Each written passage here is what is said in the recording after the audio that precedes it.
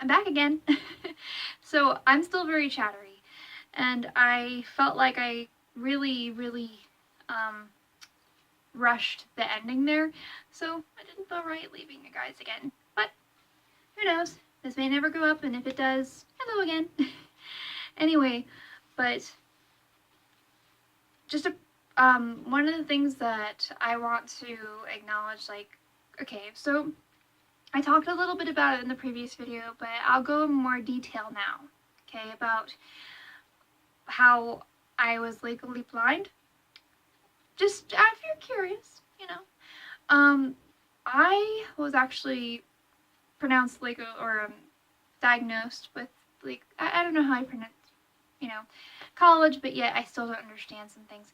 I was officially, I guess, legally blind when I was 7. And this is because, a little story time, I have a really good memory when it comes to reading. Now, when I'm listening to something, it's a little bit harder, and as for names, it's gone. But when it comes to reading, I had a very good memory, and still do, when it comes to books. So, me being a little stinker because I was just a kid and didn't any know better, so we had these eye tests, We had these eye tests that you'd stand in a line, and the person would go in front of you and look at the chart and do list as many as they could, like a regular eye test when you go to the eye doctors. However, I don't know why they did this, and they probably don't do this now, but we had it where we'd stand in the line and the door was open, so we could hear the next kid in front of us. Now, me, being the memory sponge I used to be, or hopefully still have those memory stuff going on, but I don't know. So, me being like that, I actually would say this stuff and that the kid in front of me would say, not thinking I was, like, being tested. I just thought I was repeating things in a memory. I didn't know, I was smart, but also maybe not so smart. So, that's how I, managed to pass a lot of these tests. And it was actually my grandma who figured out I could not even see. How? Well, I'd read along. I knew what the words were. I was very good at observing. And so I would, do the eye movements, but I'd go really fast. So I honestly don't know how she realized it. My mom got notified, like, my grandma tells it differently, because, family, they tell things differently from each other sometimes. But moral of the story is my teacher found this out, okay? And she had me do an eye test, I believe. That's how the story goes. I'm not sure. I was very, very young. I was like 6 or 7. But I got an eye test from my teacher, and I apparently failed. She contacted my mom and said, your daughter can't read.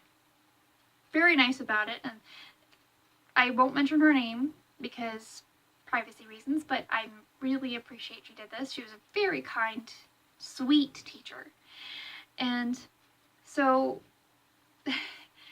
I went to the eye doctors and went to my doctor, and who's still my doctor today, and she said that I could not see anything. Now, it doesn't mean that I was like the traditional black or white, because I remember colors. The way I explain it is I could see watercolors, but it was like someone added too much water to the paints, so it just kind of flooded in. I could not see details like eyes. I don't remember seeing my first vein on a leaf, Another story connected to that, but I'll finish this one first. So she went in, and my mom went in, and she's like, oh, okay. And so I got my first pair of glasses, which were Coke bottle bottoms. I still have them. I don't know if they're with me or if they're with my mom, but I still have them, and they're huge. So Like, I was drinking out of this, you know, like one of these cups. I'd say it's about that thick. No joke. Well, let's say that thick. Not in between the fingers. Like that. No. That. Enough where they slid down my nose a lot, and I had to incorporate that. And so if you're wondering how my first classroom experience with glasses on, it went really well because my teacher was very nice and explained to the students to not make fun of me because I was seeing for the first time.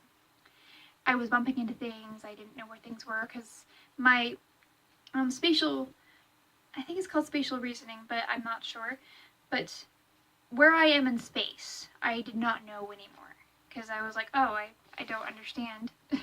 But long story short, I had a really amazing teacher, and if you're watching this, you know who you are probably. Thank you. And I had a very amazing doctor who made me feel very comfortable, and she still does. And back to the story about, what was it? Oh yeah, the leaves. Back in school when I was about 7 or 8, we were still getting accustomed to my glasses, and we were learning about tree leaves. And they were explaining about the veins, you know, like the stuff that takes the water to all the cells. And I was like, what are they talking about? There's no veins. Because I couldn't see them. So I went outside. We had a big tree in our playground, and I went up to the tree because the branches were low enough where I could go and look. And I took a leaf, and plucked it off of there, and went like this. I still could only see the one big vein down in the middle. That's when I realized something was wrong with my eyes. So I went through a lot of training. I had to put rice into, like, another thing, water bottle. I have to put rice, and I put tweezers, put just grains of rice into the water bottle top, but the tops were thinner, or smaller, I should say. And it took a lot of hard work. I actually got a reading award because I went dramatically, got better. Because my love of reading is why I wanted to see so bad. And also I didn't want to be left behind. No kid does. No kid wants to feel like they're segregated, you know, on their own from other kids. So, and I still love reading to this day. I love just sitting, like my ideal spot, my ideal place would have a little, you know, nook for me and a bay window with one of those benches that you can, not like a bench, but like those built-in things where you can sit down in them and lay down. And I'd have pillows and I'd have a blanket, and right next to that nook I'd have a bookshelf, because there's nothing like curling up with a good book. I've been starving for one too. Audible's great, and I don't have it, but I've heard it's great. But it's nothing like just turning a page of a good book, you know? I mean, I prefer to do that. Although it's a lot more, makes a lot more sense to have audio, I still prefer, you know, paperbacks or hardbacks, other than like school books. But prefer to have those electronic because those hurt my back.